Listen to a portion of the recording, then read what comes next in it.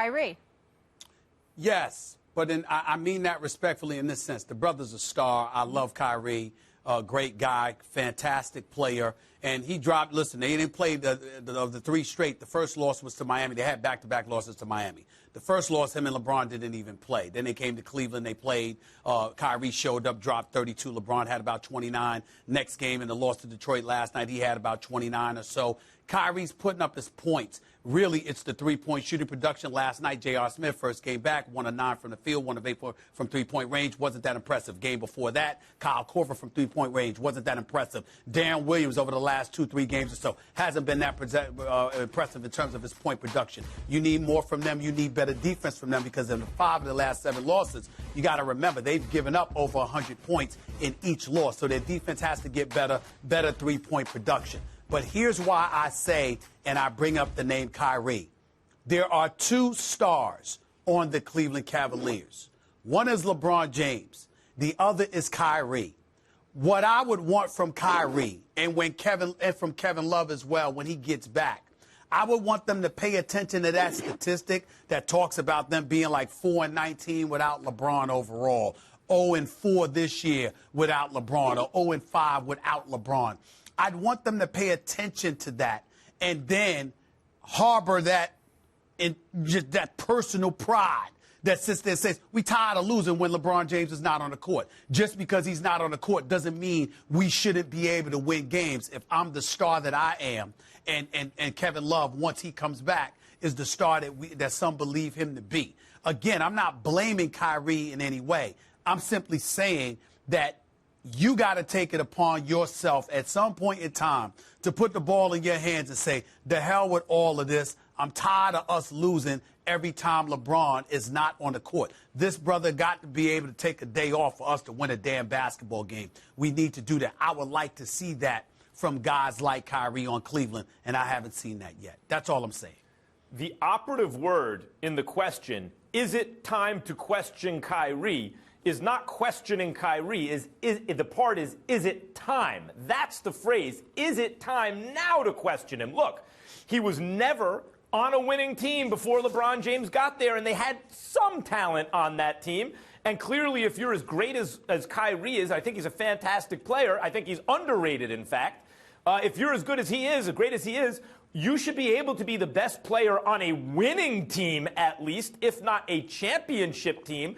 There are questions about that. Absolutely. Can he be a winning player if he's the best player on the team? Especially if he's also playing with Kevin Love and Tristan Thompson and everybody else they have on that squad. Can he even be a winning player or a playoff team, let alone a championship contender, without LeBron?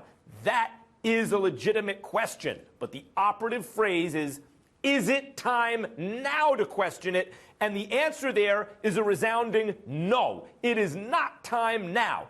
If and when LeBron ever, knock wood, suffers a catastrophic injury or decides to leave Cleveland and Kyrie inherits the mantle as best player on the team, then it will be time to question Kyrie.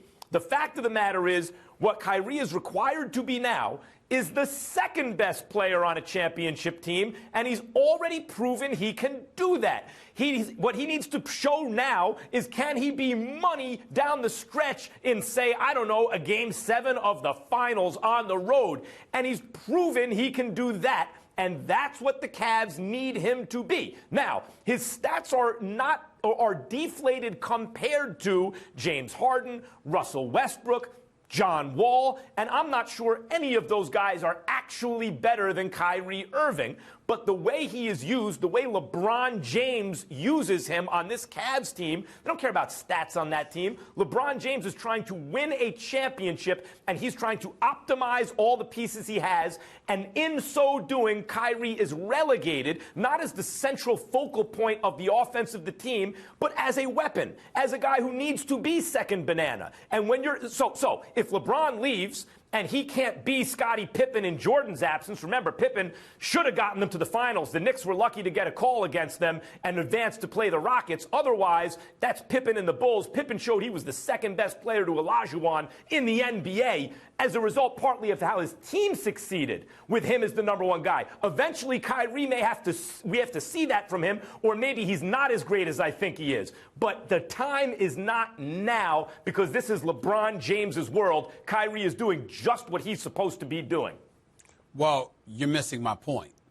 Kyrie Irving showed up in games 5, 6, and 7. One would argue he was better in those games than LeBron was. Some would make that debate. Some would make that argument during a debate. Some would try to make that. Well, they're fine, but some would make that debate. It just speaks to the potency of Kyrie Irving. We're not questioning his skill set. We're not questioning his greatness. We're not questioning his ability to show up in big moments. What I'm saying is, during a regular season where we've seen LeBron take games off, as well as himself, when we've seen LeBron log the minutes that he's logged, when we hear about how guys need rest, et cetera, all I'm saying is that when LeBron is not on the floor, do your thing. Take over. Do what you got to do. Because I'm not saying that he needs to do it to validate anything. Kyrie Irving is already validated. But when I say it's time to question, all I mean by that is that, look, you got the man who's doing what he's doing. He's proven himself to be the best player in the world. I'm getting sick and tired of hearing can't win without LeBron. LeBron's when he's off the floor over the last 2 games, y'all got outscored 64-19. When he's not played in games at all, y'all are like 0-4 or 0-5. I'm saying that if you are a star on the same team as LeBron, you should tire of hearing that. That's not an indictment against Kyrie, his skills, his abilities, how he responds to pressure or anything like that. It's just simply saying, because you're so great, how about addressing this one challenge and shutting people up by wreaking havoc when LeBron is on the bench or when he's not playing at all, so we don't have to talk about that? That's all I mean by that. We'll leave it there. Kirk Cousins is reportedly staying